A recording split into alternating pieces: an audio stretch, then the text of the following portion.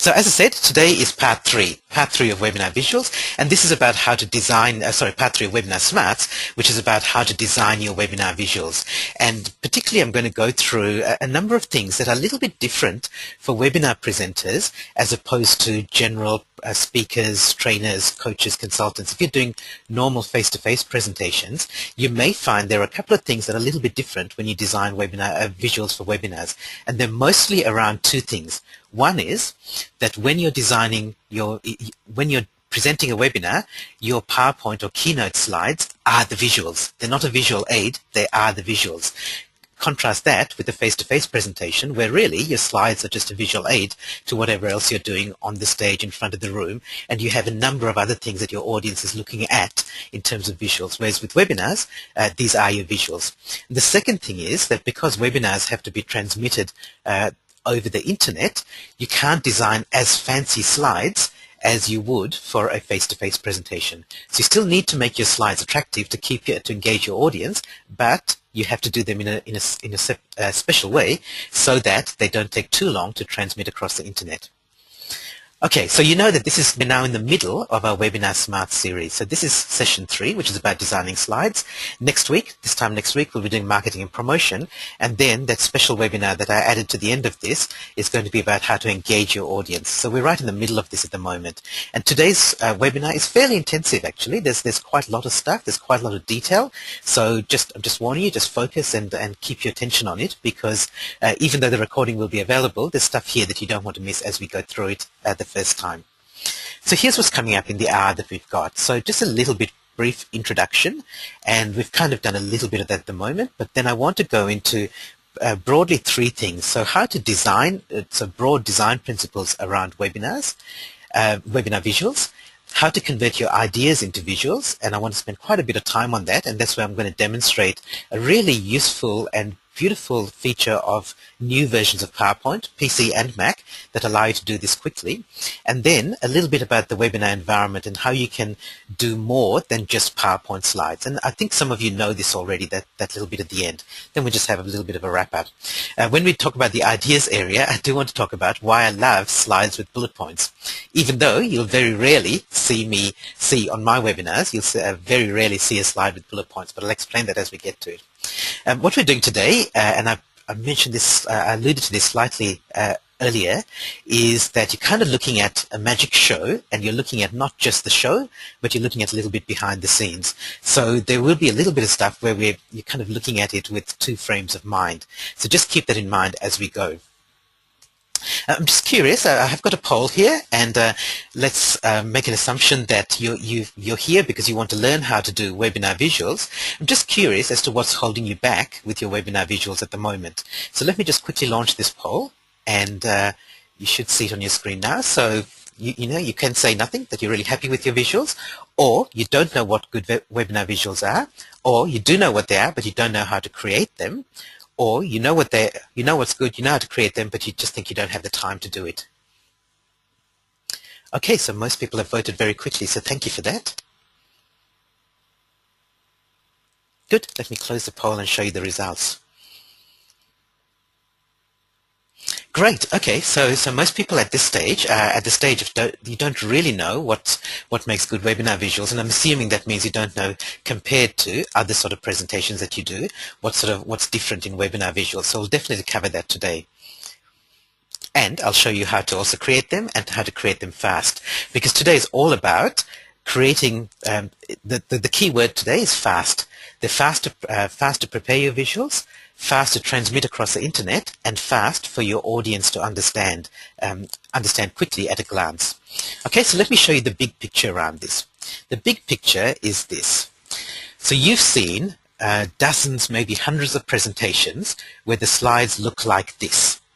Okay, and you just imagine that taking up the full screen there, just what I've got in the bottom corner. So it's just a slide with a heading and bullet points. So those are really plain slides. You've probably also seen, if you've been lucky to attend live presentations or you watch a lot of TED.com videos, you've seen these beautiful slides where the presenter has taken a lot of effort, put a lot of effort into creating these beautiful slides. They're often just photographs, or they're photographs with a caption, and that's the full presentation is full of that. And those are very attractive, and those are beautiful slides for face-to-face presentations. The problem is with webinars, it takes a lot of effort with the current sort of broadband technology that we have to transmit those pictures across the internet. So every time you change slides, it takes a few seconds for the audience to see it, and if you're speaking at the same time, then your voice gets muffled and it gets distorted as you're doing it. So there's a middle ground which I want to show you today, which is creating elegant slides. So it's better than bullet points. It's not bullet points, but it's not as graphically intensive as full slide photographs. Okay, so that's kind of where we're heading today. And a lot of my webinar visuals you will see are along this sort of like this elegant style, rather than, definitely not plain, but rather than the beautiful sort of slides that you'd use in a face-to-face presentation. If we were to use a metaphor around this, the plain stuff might just be rocks or pebbles. The beautiful stuff might be diamonds. But when I went to Broome early this year, I went and had a look at a pearl museum, and they showed me these pearls. And people think of pearls as elegant. Sometimes some people think of them as beautiful as well, whereas you might describe diamonds as beautiful and sparkly, but pearls are more elegant. So that's what we're aiming for with our webinar slides. So here's an overview of what we're going to cover today. So the three things, as I mentioned earlier, the three things I want to talk about are design, ideas, and environment. And so I want to start with some design principles, and then we'll get into actually how to create your slides. So broadly, these are the three principles I want to share with you. So the first thing is make your slides static, not changing, which basically means don't use animations and transitions. If you use photos, make them small rather than large, for the reason I mentioned earlier, because it takes a while to transmit them over the internet. And if you use any sort of graphics, make them meaningful and not decorative. Again, for the same reason, because decorative stuff just wastes internet bandwidth and it just slows down the webinar, unfortunately. So you can do decorative stuff in your face-to-face presentations because people just see it at the front of the room, but it really does. It's unfortunate. It's a bit of a pity that we don't yet have fast enough broadband technology that you can show really attractive slides or video yet. I think that's coming. When we get to the ideas section, what I want to show you is how to build your ideas rather than show slides. So build your slides rather than show a slide with a complete idea on it, and use diagrams rather than bullet points. I think most of us who are doing this program understand that you don't build slides with just heading and bullet points or heading in a whole bunch of text. With your environment, and this is particularly with using something like GoToWebinar, you can show individual windows. So at the moment you're looking at one window on my desktop, even though I've got about 3 open. So you don't have to show the whole desktop, so your audience isn't distracted by what else is happening, and they just see a clean window for the webinar. And you can do things like highlighting, so GoToWebinar has a couple of tools for that. Okay, so that's an overview of what we're going to do. If you want to ask questions, I will stop a couple of times specifically for questions, but please, as I've said in the previous webinars in this series, as we go, please feel free to stop and type a question, and I'll stop and answer it as we go. So I'm more than happy to do that, rather than you having to wait for when I'm ready to take questions. Okay, so let's start with the first section. So the first section is about principles of slide design, and I've got those 3 there for you, and we're going to go through them. There's one overarching principle that I would recommend for webinar visuals, and I think you should write this down. I'll actually give you a number, which I think is worth writing down. But the principle is use more webinar slides. Okay, so when you're designing a webinar, use more slides. So I reckon the biggest problem that I see with webinars that I attend, and I attend a lot, the biggest problem I see with visuals is that the presenter doesn't use enough slides. So there's too much time when there's one slide on the screen and they're talking to it. Okay, it makes it too easy for people to be distracted and do other stuff and just check their email because they know they don't have to watch the screen because nothing's changing on the screen. If you want a rule of thumb, and this is just a broad guideline, but I reckon you should have 1 slide per minute of presentation. Okay, so 1 slide per minute. Now, if your slides are changing, like where you saw the previous slide was building up step by step, then each of those could count as a separate slide. But basically, you want something changing on the screen every minute, roughly speaking. This just for your reference, this presentation that I'm doing today has got 38 slides in it for a 60-minute presentation. But as you will see later, there'll be a lot when I drop out of the PowerPoint slideshow and do demo stuff. There'll be a lot of that as well. If I was only doing PowerPoint and just a slideshow, I'd have roughly 50 to 60 slides for a 1-hour presentation. So that's the first big thing. Okay, so let's look at these 3 principles. And the first one, as I've said, is make your site static, rather than changing all the time. Again, to make it transmit quickly. I've got some examples coming up, and this will be through this webinar. And as I said, this is like the magic show bit. So what I've done for you, just so you know where the magic shows, where I'm doing demonstrations. Okay, so John says the sound has cut out. I just want to quickly check that it's okay for other people. If you can hear me, can you just raise your hand, please? I just want to make sure that the sound's coming back okay. Great. Okay, so it's coming back, I think, John. So thank you. Thanks for letting me know. Okay, I'll just lower hands again. Thank you. That's really useful for me to know that sort of stuff. So please do that again if we do have a problem. Yes, so Philip says, did you say don't use animation, but that is what you're doing? In fact, that's exactly right, Philip. There's one type of animation that you can use, and that is the appear. So just make things appear. But apart from that, don't have things dissolving or flying in from the side. Don't have those fancy slide transitions. The only animation that works, and that I'd recommend for a webinar, is just making things appear on the screen. And I'll explain why when we get to that. So Philip, we will get to that in a couple of minutes. Okay, so I've got a couple of examples coming up, and what I'm going to do is the example slides that I've got are going to have a green background. Okay, so if you see a green background slide, that means it's an example that I'm about to show you. Okay, so let me give you an example here. Okay, this is exactly the question that you just asked, Philip. So, ladies and gentlemen, when you design your webinar slides, you want to make sure that they're not plain, and they're not plain like rocks, and but you can't afford to make them beautiful like diamonds. What you want is something elegant like pearls. Okay, end of example. So, as you can see here, if you do animation, then the only animation that you want is just making things appear on the screen. The reason why I say this is because the way that the webinar technology works, so GoToWebinar doesn't know that I'm showing a PowerPoint presentation. All it knows is that whatever's showing up on my screen, it's got to send across to my audience.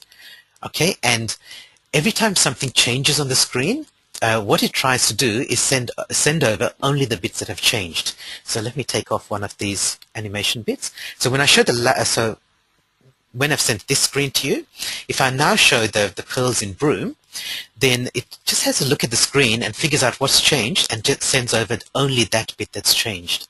Okay, so that's pretty quick. That animation appearing is pretty quick. Whereas if I had that animation sliding in from the side of the slide or appearing as a dissolve, so it appears slowly or it appears as zooming in, then GoToWebinar has to transmit every little bit of movement to you as the audience. And it can't transmit it all, so it actually transmits it as a jerky movement, but it still does its best, and it slows down it basically uses up your whole internet connection, which slows down the appearance of that slide. So animation appearing is okay, but any other animation is not. So Philip, I just want to quickly check if you've got a follow-up question about that. Please type it in the box or raise your hand, or if anyone else has a question about that. So you can make things appear, but don't use any other animation. Philip, thank you for saying that's okay. Okay, and there's a couple of ways of doing this animation. So you could, in PowerPoint, you can animate little bits of a slide, or you could simply have 2 slides, one without the picture and the next one with the picture. GoToWebinar doesn't know the difference. It doesn't know that I'm switching between slides or just animating part of a slide. All it says is there's something changed on the screen. I need to tell the audience about it. Okay, the next one is about using small photos rather than large. So this photo that I'm about to show you, this slide, may take a few seconds to appear because this is an example of what not to do.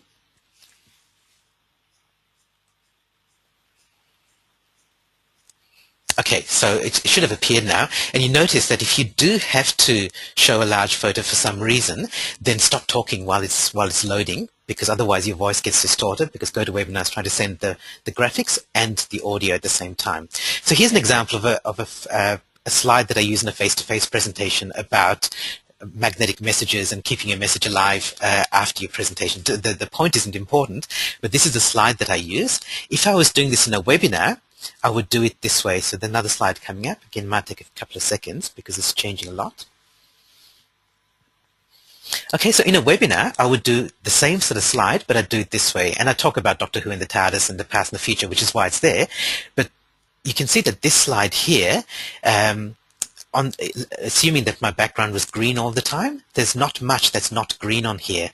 So if my previous slide was also, the previous slide in my presentation was also kind of like this, then this slide is a whole bunch of green with some white spots, which are the letters, and a small photo in the background. So because the photo is small, it's quicker to transmit across the internet.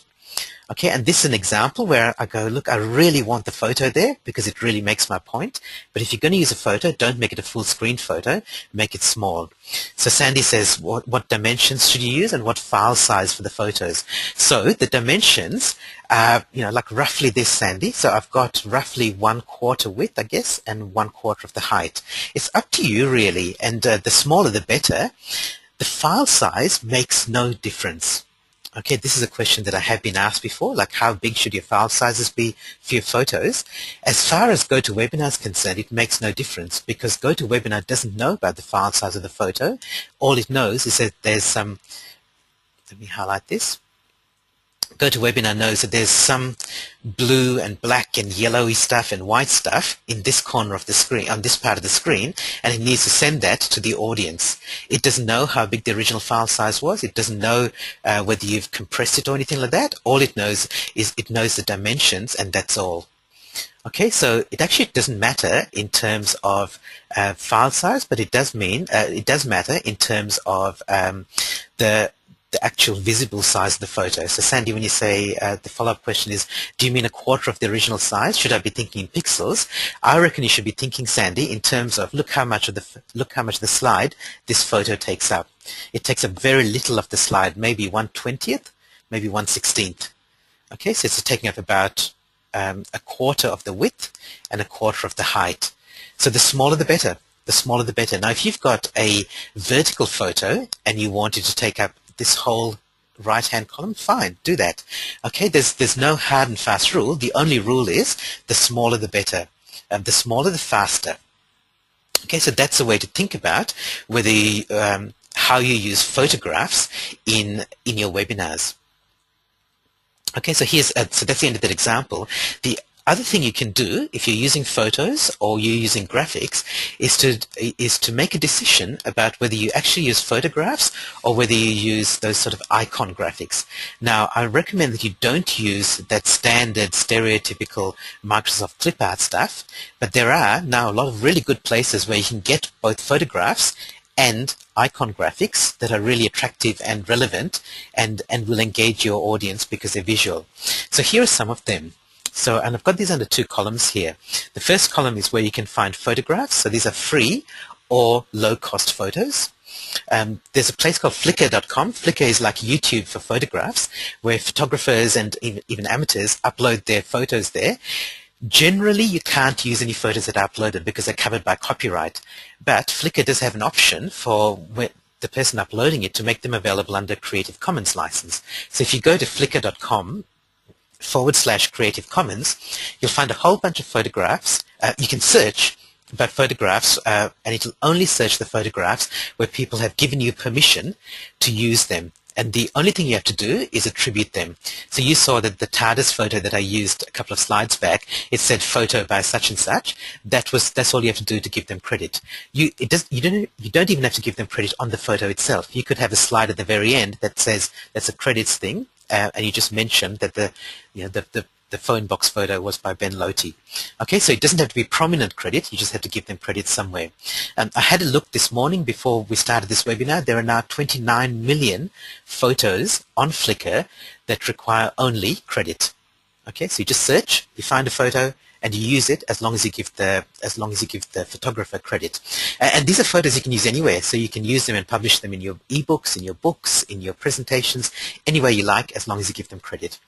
iStockPhoto.com is not free, but you go and but they sometimes have better quality photos than Flickr. Flickr are usually photos that are taken by photographers. So if you're looking for scenes, if you're looking for crowds, if you're looking for people, if you're looking for just ordinary photographs that are taken by people, then Flickr is a great place. If you're looking for the more stylistic photographs, then iStock Photo is a great place to go.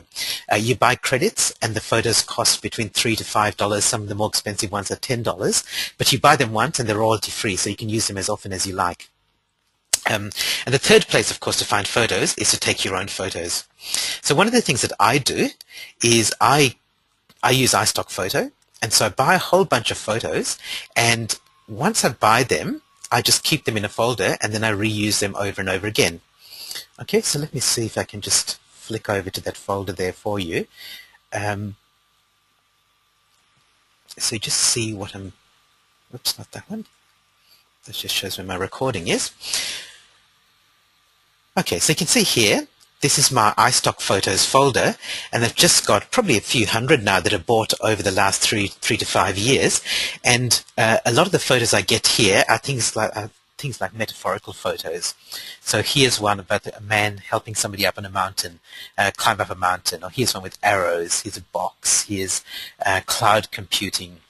And I got this bowl of chocolates photo, which I can use in a number of different presentations, a number of different slides. So I buy them, just keep them all in one folder, and then I can reuse them over and over again. Okay, so iStock Photo is a really good source for photos, for high quality, professional style photos.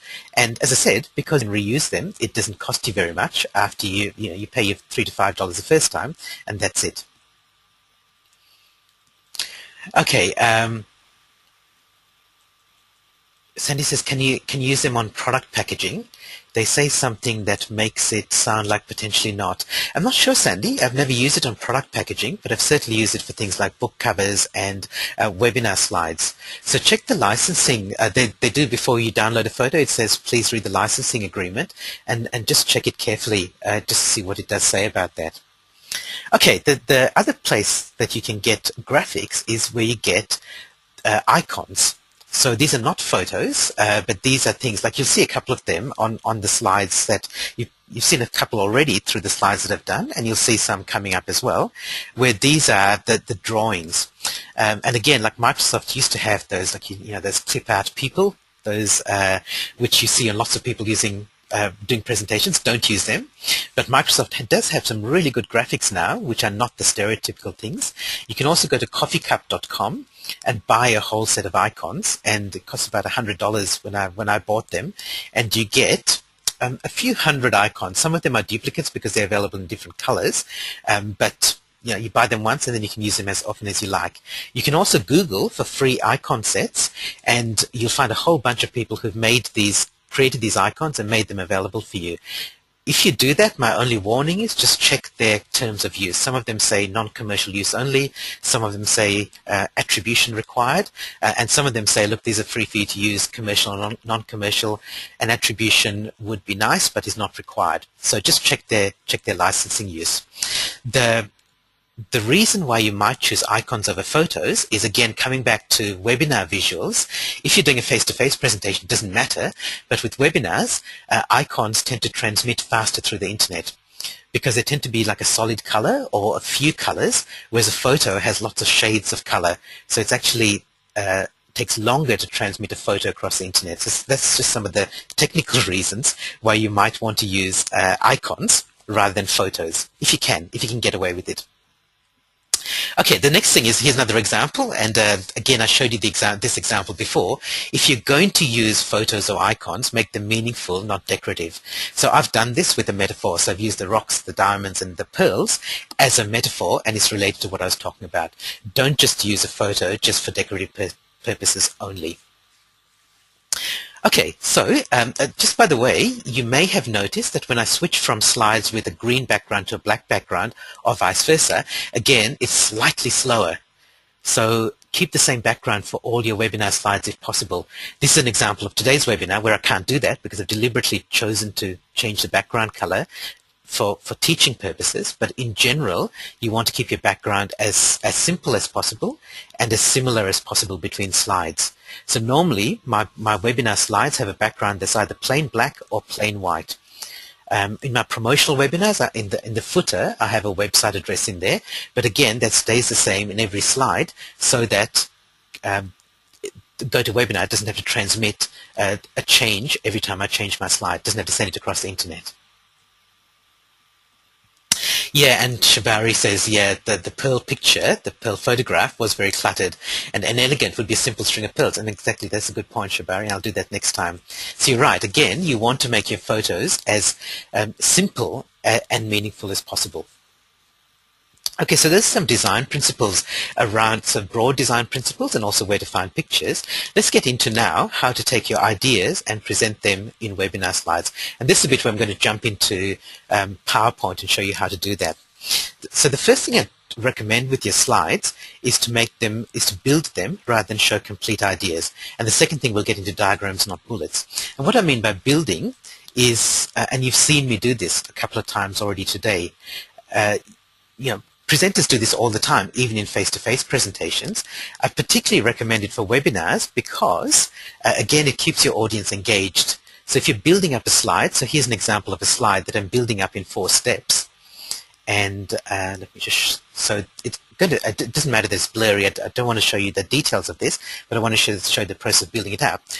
I could have just shown this last bit here. This is step 4. I could have shown that and then talked about that slide, which would take about 2 or 3 minutes to talk about that. But instead, what I do in my presentation is I build it up with the 4 steps, step 1, 2, 3, and 4. And I'm speaking for about 30 seconds on each one of them. So people see things changing on the screen every 30 seconds or 30 to 45 seconds. And eventually, when they get to the slide, they actually understand it. So they don't get everything thrown in their face straight away, and then they have to figure out what it all means. Because I built it up in 4 steps, it makes it really easy for them to follow. Now, that's good presentation design anyway, and you may be doing that in your face-to-face presentations. I just think it's even more important in webinar presentations because it keeps your audience engaged with your visuals, not just listening to your voice. Okay, so let me show you another couple of examples of this. So we're going to switch over to these green background slides. Sorry, I've got a quick question here. Let's see what that says. Yeah, look, what fonts are best for live PowerPoint and webinar presentations? So, the thing with fonts is you don't have to make your fonts as big for webinar slides as you would for a face-to-face presentation. Because, like some people say, you've got to have your font to be at least 24 or 36 point. I've seen people talk about both those sizes. You don't need to do that. I have also heard people say that when you do any presentation slides, you should use the sans serif fonts rather than serif fonts. Some people say sans serif. Sans serif is, so let me just address that question here. So if you look at the font I've used here, sans serif means that it doesn't have those little things around the edges, doesn't have those little curly bits at the edges. When you're reading on paper, serif fonts, the ones with the curly edges, are actually easier to read. When you're reading on screen, on presentations, the sans serif fonts, the ones without any curly bits at the edge, they're easier to read. So a sans serif font is the one to use, and there's a number of them. There's Helvetica, there's Arial, there's Calibri. I think mine here are Calibri. There's Verdana, and those are easy to read. With webinars, they don't have to be, you don't have to use as big a font. That said, of course, you don't want slides with a lot of text on them. Okay, Shabari, I hope that answered your question. Let me jump into a couple of examples of building slides. So here's a webinar that I do about managing the information overload, and I talk about the metaphor of a pipe. So let me just go through that briefly. So ladies and gentlemen, I'm saying ladies and gentlemen, which I would not normally do, but you get this, right? So ladies and gentlemen, when you think about your information overload, think about it in 3 ways. You've got to manage information coming in, you want to be more efficient with information going out, and you've also got to be able to manage it more effectively while you've got hold of it. So when we talk about information coming in, we're talking about 2 things. You want to get less information in so you're not overloaded, and the information that does come in, you want it to be cleaner so you don't have to throw out most of it. Then once you're managing it, you want to have like a bigger capacity so you can actually process more and process more relevant information, and you want to be able to do it faster. And then, particularly for us as e-gurus, we want to be able to get more information out and for it to reach further. Okay, end example. So there's an example of a slide, which if I just showed you this slide without anything else, it would look quite complex. Okay, let me do another quick example. And again, so apologies for what this looks a bit grainy. It's because on a green background rather than a black background, but you'll get the point. So I talk about internet marketing and your online footprint as being like a solar system. So your website's in the middle, and mine's gihanpereira.com. Then you've got the areas where you deliver value, which are things like your blog, your YouTube channel, your podcast, and your email newsletter, and then around that are things like social media and the online communities that you're a part of. Okay, so again, because I'm building up the slide, it's easier for people to get rather than me just showing up this, displaying this slide straight away. Okay, the two ways to build slides, and GoToWebinar doesn't care which of the two ways you use. Okay, so the two ways to do it are you can see here I've got these four steps to the slide. You can either just have 4 separate slides. So 4 slides in your PowerPoint presentation, and each one has an increasing amount of information on it. Or you can use PowerPoint's animation feature, which allows you to turn on, make little bits appear as you talk about them. It's up to you which one you use. As far as GoToWebinar is concerned, it doesn't know and it doesn't care. It literally doesn't know. All it sees is something changing on the screen. It needs to send that to the audience. Just one hint, if you are building it with 4 separate slides, I recommend you build it backwards. So when you're preparing your slides, start by building this one, the one with everything on it, then duplicate it and delete some information, duplicate again, delete some information, duplicate again and delete some more information.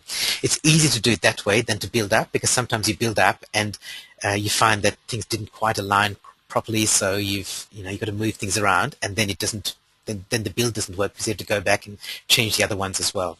Okay, so you can do it either way. It doesn't really matter. Any questions about that, the building bit? Okay, and if I come back to what I said earlier about the fact that you want to have roughly 1 minute per slide, you'd count this as 4 slides. Whether you actually built them in 4 slides or you built them up as 4 steps, think about basically what's happening is that the visuals on the screen are changing roughly every minute. Okay, I do see a question coming in.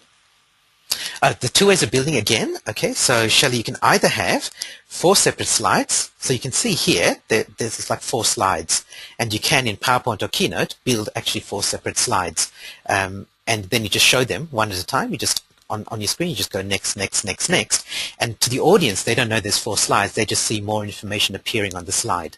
Alternatively, if you're used to using PowerPoint's animation tools, you can go into the animation and custom animation and make things. So you start with the full slide. So you start with this one here, and then you choose different elements and you say, make this one appear when I press the mouse button, then make this appear, then make this appear, then make this appear. So in PowerPoint, it just ends up being 1 slide, but it gets built up. Great. Thank you, Shelley. Cool. Okay. So the next thing, and this is the bit that I get really excited about, is how to take your ideas and turn them into diagrams rather than just bullet lists. Because you've got an idea, and what most presenters do, and not most of us, but most presenters, if you've been to conferences and you've seen people deliver seminars, they take their idea and they create bullet lists out of them, which is really easy to do, but it's not very engaging for your audience. Now, what I really want to do is take the idea and convert it into a diagram or a model, so that it's a little bit more interesting. And this is why I love slides with bullet points. Okay, and even though you won't see me display many slides with bullet points, I do design my slides by using bullet points first, and then I use a really nifty feature of PowerPoint that allows you to change them into what's called Smart Art. Okay, so let me show you briefly what that is. Okay, so ever since PowerPoint 2007 on a PC or 2008 on a Mac, there's a new feature called Smart Art. It's not available on Keynote. As far as I know, even the latest version of Keynote doesn't have it. It's a bit of a pity because Smart Art is a really, really powerful tool for creating presentation slides quickly. Okay, so let me show you an example of how it works. So briefly, the way it works is you create a bullet list, and then you go into you click an option that says switch to, convert to SmartArt, and it converts into one of these diagrams depending on what the structure of your idea is. So let me show you an example which you actually saw. You saw me use this at the start. So here's a slide which is the overview of today's webinar. Okay, and I had this, which was design ideas environment. It's not a particularly pretty slide, but it's better than a bullet list. This is how that slide started off. Okay, so when I started the presentation, when I started preparing this presentation, the slide literally started like this. This was the original slide. It was exactly like this, and then I used SmartArt to convert that into what was slightly more attractive, which was that diagram that had those little drop-down things in there. So let me show you how I did that. And this is where I'm going to drop out of my slideshow and hope the technology keeps working. Okay, so I'm just going to switch into show you the whole screen because we'll be popping up windows and things, but you can see this. Okay, I'm going to page through to that particular slide. So, okay, so there's the slide. So this is the slide that I just showed you. So how it started out, and now that I've created this as a bullet list, and it's a bullet list as you can see with 2 levels of the list. In Home, there's a SmartArt menu here. It says Convert to SmartArt Graphic, and it's got a number of choices. So let me just show you some of this. This is going to it might take a couple of seconds for this to come up on your screen just because things are moving. So this is the one that I chose, Hierarchy List. And that's it. So my bullet list has now been converted into this hierarchy list. I could have also chosen something like this. Okay, and it's now made it in that format. I could have chosen this. I could have chosen something like this, but this doesn't make sense. It's not a cycle. I'm not saying go through this in a cycle, so I wouldn't have chosen that. I might have chosen this, but again, like these are arrows, this is a process. So again, that doesn't really make sense because I'm not saying you have to do step 1, then step 2, then step 3. So you have to choose something that makes a model relevant and meaningful depending on your content. So I ended up choosing this. Okay, so that was this is the way that my slide turned out. Once I've chosen that, I go and PowerPoint gives me some options to change colors. Okay, so I think I chose that. And change styles if I wanted to, so I can make it look slightly different. Like I can make buttons like bolder and shinier. Okay, so that's it. So SmartArt allows you to convert bullet lists into more attractive pictures. The real secret of SmartArt and the way to make it work is just to make sure, this is by the way, this slide's coming up now, so this is what the converted slide would look like. The real secret to make it work is to have really good ideas, because PowerPoint can only do, it can only convert stuff that you've prepared and that you've done in the right sort of structure. So you really want one idea per slide and really one good idea per slide. Now, I know a number of people here are members of Thought Leaders and have done the Thought Leaders $1 Million Expert Program with Matt Church or one of the other Thought Leaders mentors. If you haven't, I really recommend that you do, because it's really worthwhile to get to be able to get your ideas in place so that you can then get the most out of these PowerPoint slides. Okay, so that's the real secret of this is getting the ideas right first. Let me show you another example of that. So many people are, let me just quickly check. I'm just looking at questions. Are you aware of any one-day courses that show you how to get the most out of PowerPoint? Actually, I'm not, Graham, but I do know that if you search Google for PowerPoint Advanced Tips or PowerPoint Advanced Techniques, there are lots and lots of video tutorials that come up and other tutorials that come up that are completely free. And in fact, when I was searching for this Keynote Support SmartArt, I found there's a huge number of really good PowerPoint tutorials online. Ian says, do you need to type text in the sidebar or can it just be in the slide for SmartArt to work? It needs to be in the slide, Ian. I may be misunderstanding your question. The text needs to be in the slide itself. So I'm not sure about the sidebar. Let me just pop out of. Okay, no, Ian says okay, good. Okay, so Smart Art works in the content on the content area of your slide. Let me show you another quick example. So here's one with the 7 habits of highly effective people, which lots of people here are familiar with. Now I've just listed these as just a list of 7. Okay, now, in fact, that's not doing it justice because Stephen Covey actually puts them into a group like this. Okay, so he groups them under these 3 areas. Let me show you what difference that makes. So again, I'm getting out of my show.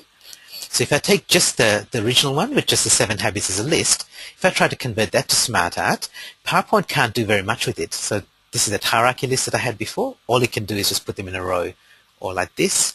And like even this is better than just 7 bullet points, but in effect it's just 7 bullet points.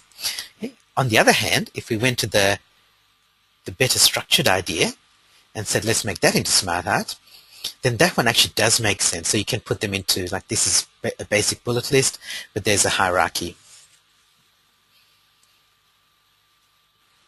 Okay, so you've got your idea. Make sure you figure out your ideas first so that you can set them out into the Smart Art format. Any more questions about that? I want to show you some more examples of Smart Art. Oh, Ian, I think maybe, is this a sidebar that you were referring to? Because if it is, the way that Smart Art works is, let me undo. That little sidebar is actually the original bullet list. So I'm just going to undo this now. So there's my original slide with my bullet list on it. As soon as I convert it to Smart Art, so I'll just do that there. Then what PowerPoint does is the slide now looks like this.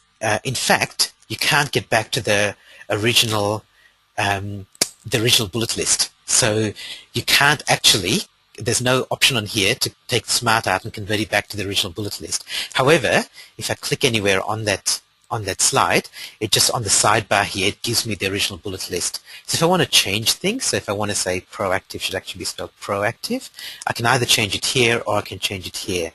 The sidebar in is just a quick way to get access to the text of the original slide, but that's all. That's all. It's not a separate part of the slide that you need to know about. It just happens as soon as you create something in Smart Art, the original bullet list is available there on the left in a little sidebar. Okay, so Sandy says, great reason to upgrade to PowerPoint 2007. Will it run under Windows XP? Yep, it should run under Windows XP. I'm pretty sure it does. You don't need to upgrade Windows. You just need to have PowerPoint 2007 or higher, or 2008 on a Mac. Okay, any other questions about that? Because this is the real secret to creating your webinar slide presentation fast. So basically, when I do a new webinar presentation, all I do is create my slides with bullet lists, and then I convert them to Smart Art. Okay, the other thing I want to show you is how you animate this. So, in fact, I'm on the animation window here. Okay, so with any slide, you can animate elements on that slide. So let me show you two things. The first was not Smart Art. The first one was this slide here, which was the one about one idea per slide. And then I had the word good appearing, and then I had the Thought Leaders $1 Million Expert Program. By the way, I forgot to tell you the website for this, $1millionexpertprogram.com. Okay, it is just that. So I created, what I did was, this background picture here is an iStock photo that I bought, which was a photo with just somebody holding up a blank yellow slide. Blank yellow, like a big poster. I added the text called one idea per slide. That didn't need to be animated because that was going to be there right at the start. Then I added the word good. It's just a text box and this little arrow. And then I added this from the $1 Million Expert Program website. I put that in there. And then what you do is you choose any of the elements. And so I chose that, and it is animated now. So let me unanimate these two. I'll delete those two. So this is just for people who haven't seen animation before, how to do it. You go in Custom Animation, pick your element, and say Add Effect. And this is what I was saying at the start, and comes back to Philip's question. The only effect you should choose is Appear. If you choose any of the others, it'll slow down your presentation. So only choose Appear, not even Dissolve, Appear, or anything like that, just Appear. So that now is going to appear. Actually, let me show you what the slide looks like before I do that. So before the animation, everything's on the slide. Okay, so it all appears in one go. If I animate bits one at a time, then they appear one at a time. So I go Add Effect, Appear. I take this one, add effect, and appear. Okay, and that's basically how you do animation, but without any of the fancy transitions and stuff. So now, when I show this show, it starts off with the unanimated stuff, and then I press the mouse button, the first bit appears, press the mouse button again, the second bit appears. Okay, if you've got Smart Art, you can do exactly the same thing. There's just one extra feature I want to show you with that. So again, you say Add Effect, Appear. I'll show you what that does. If you just do that, so I'm in my slideshow now, press the mouse button, the whole animation appears, which is not often, in fact I would say it's usually not what you want. Usually you want only a little bit of it to appear, or you want them to appear one bit at a time. So there's one other thing that you should know about with Smart Art animation, which is not very obvious, but what you do is, after you do what I've just done, you go into the effect options, and there's a new, anytime you go Smart Art, there's a new tab here called Smart Art Animation. Okay, and you can choose as one object. You can choose by branches or by levels. I never remember which one's which, so I have to do them. I should do both and figure out which one it is. Let me show you both. So do branch one by one. Okay, save that and show you the show. So if I do branch one by one, okay, now it goes down from left to right. Okay, and that's the end of it. If I was to do it the other way, let me undo that. Smart Art level one by one, then it should, if I've got this right, it should show me the three orange boxes first. So it'll show me the headings first. Okay, and then it'll drop down each branch. Oops, that's it. Okay, so sometimes one's better than the other. So early in the presentation, when I gave you the overview, I did it this way, where I said there are three main things we're going to talk about, and then here are the sub-points underneath that. So you can choose, and different Smart Art animations have different ways of organizing and choosing your animation. Okay, so that's the way to animate your Smart Art as you're going. Any other questions about that? I want to just show you some more examples of Smart Art, just to show you what you can do. Good. Let me just show you some examples then. Okay, and I can switch out of my screen mode now, just back into PowerPoint. Okay, so here's an example, so you can use it for these cycles. So all of these things that I'm showing you now, I've got about half a dozen of them. Excuse me. All of them started off as simple bullet lists with the words in them, and I just converted them to Smart Art. So you can do the cycle, you can do processes. Okay, so you can do, and there's a number of options for doing processes. You can do this sort of hierarchy if you wanted to, so you can demonstrate things like that. You can use these sort of things where you've got a hub and you've got some spokes to the hub. So that's another way. And again, remember, this is all just starting from bullet points, and you can also do these concentric circles. Okay, one last one is, you've seen this one, which is if you've got a bullet list but with sub-points in them, then you can do that as well. Any questions about that? Okay, I can see questions and hands raised. Let me see what's questions. Oh, okay. Problem with connections?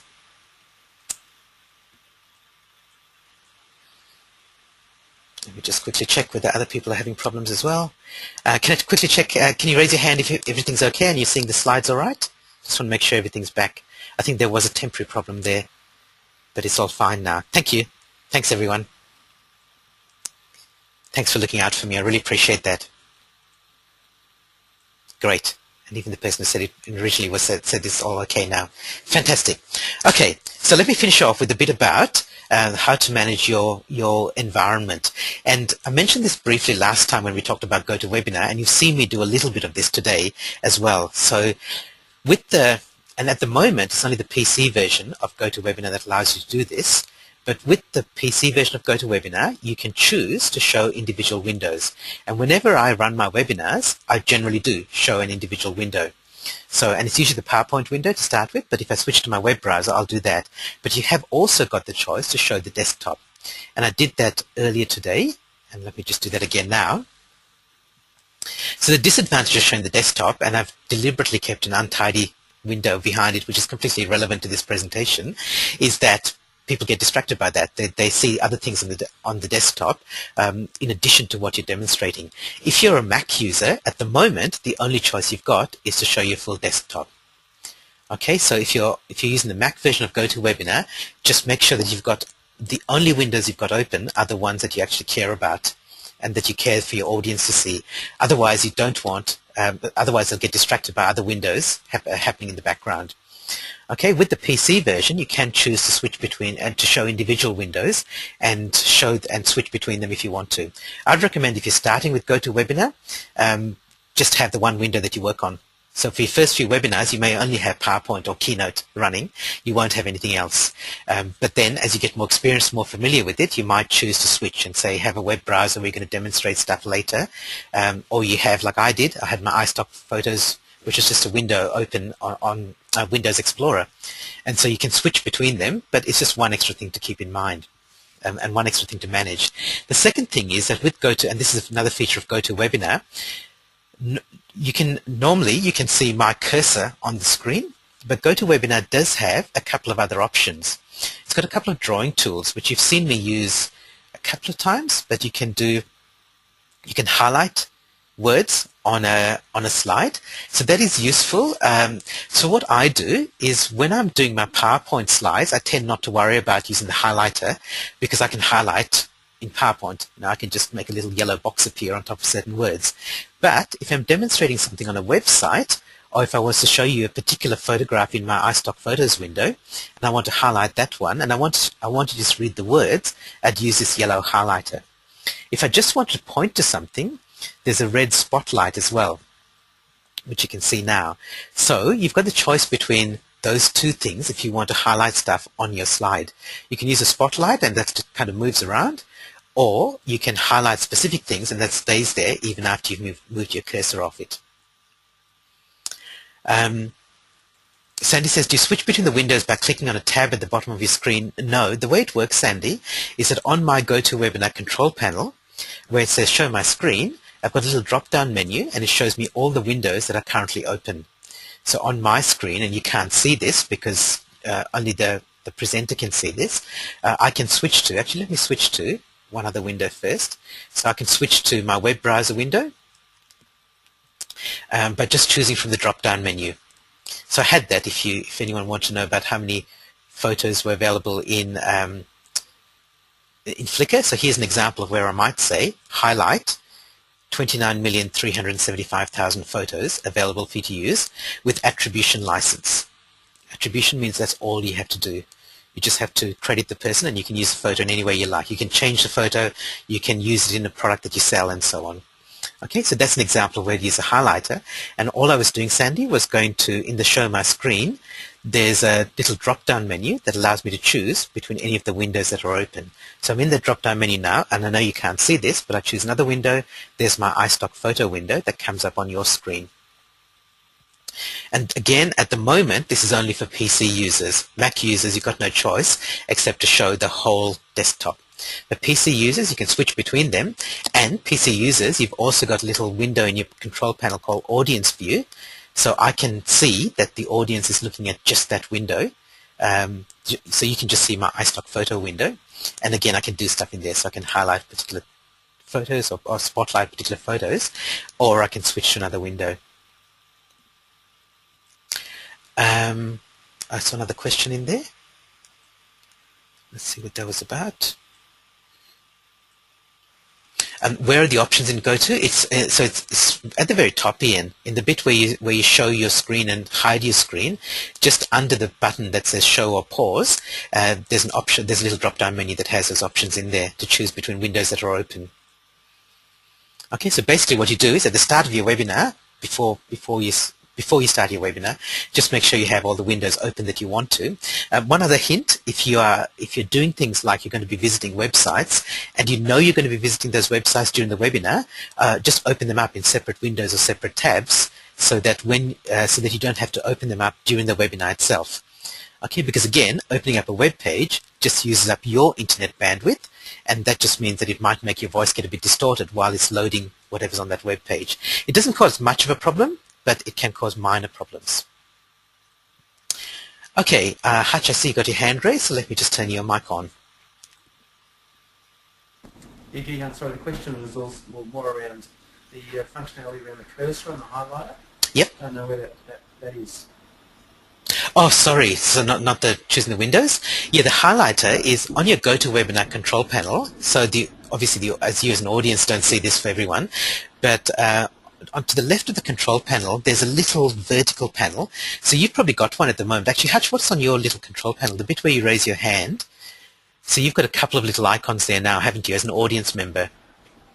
There's probably a mute. I've got hide control panel, I've got mute, and I've got a view full screen mode. And Great. hands up. Yep, great. Okay, so as an organizer or presenter, there's a couple more options, and one of them is an option it's like a little yellow highlighter. It's called Drawing Tools, and you just click on that, and it gives you those options. I have seen it, but never used it. There you go. Yes, Okay, thanks. it's pretty quick to switch between the tools. Great, thanks, Keegan. Okay, you're welcome. I see another question's come in, so I'll answer that one. In managing your presenter's environment, are you deleting the questions in the questions pane after you've answered them? Yeah, good question, Sandy. Yes, and usually I do. So I delete the questions as they come, after I answer them. So now, Sandy's your question, after I answer, I'll delete it. But the questions are still available to you after the webinar if you download the attendance report. Then those questions are available to you as the organizer. So you don't lose them, but for exactly this reason you said, Sandy, there's a smart insight there that as I go through the questions, I delete them so that if anything new comes up in the question box, I only see the questions that I haven't answered yet. Now, GoToWebinar will tell me if there's a new question. It'll highlight there's a new question even if I haven't deleted the old ones, but it just means I don't have to scroll through them all myself. Okay, great. Any other questions? Okay, so here's a slide that from one of my favorite quotations about taking action is from a Dutch computer scientist, Jan van der Snapshot, and he said, in theory, there's no difference between theory and practice, but in practice there is. And this is one of those things today, the stuff that we've covered. I hope you've learned something from that, but really, the real secret to this is now to take action from it. So I reckon if you're not already doing this, and I know when we started this, I said 80%, we found that about 80% of people are just getting started with this. Design a webinar and take baby steps and do it, and then just figure out how it went and do it again and keep building on that. And obviously, this is a very ugly slide, so let me fix that for you. So if I was doing this slide, just to give you one last example of doing the smart art in GoToWebinar, I would go straight into here, I'd go home, take the slide, convert to smart art, and this is a really good example of a slide that does fit well as a cycle. Okay, now, okay, so there's my final word for today's webinar. So design a webinar, take your baby steps, but just don't try to do too much stuff with your slides. Just run it and evaluate it and see how it goes. Okay, so I hope you got value from this, and I hope this is one of the ones that you might want to just go back and watch the recording later. So that was the webinar about designing slides. This time next week, we'll talk about marketing and promoting your webinars. So thanks everyone for taking part. Thanks for helping me out to just keep me on track with with audio problems and slide problems. And hope you have a great day. And we'll be back in a week's time. Thanks everyone, and bye for now.